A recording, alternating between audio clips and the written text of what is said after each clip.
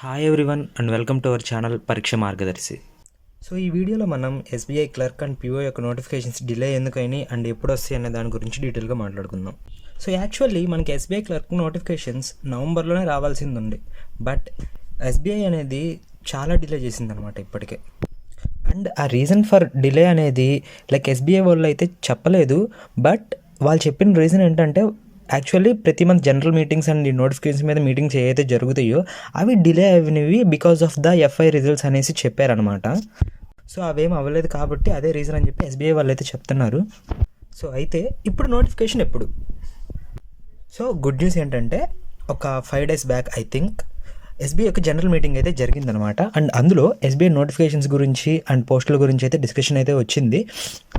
And ఆ notification అనేది definitely ఈ డిసెంబర్లో అయితే రిలీజ్ అవ్వబోతుంది అనమాట. అది మాత్రం క్లియర్ అనమాట ఇన్ఫర్మేషన్ మనకి. సో టైం అనేది అయితే చాలా తక్కువ ఉందన్నమాట. ఇఫ్ డిసెంబర్లో కానీ రిలీజ్ అయితే మనకి జనవరి ఫిబ్రవరి మ్యాక్సిమంలో మనకి ఎగ్జామ్ ఉంటుందన్నమాట. సో ఇంత తక్కువ టైంలో మనం ప్రిపేర్ అవ్వాలంటే డెఫినెట్లీ హార్డే ఉంటుంది.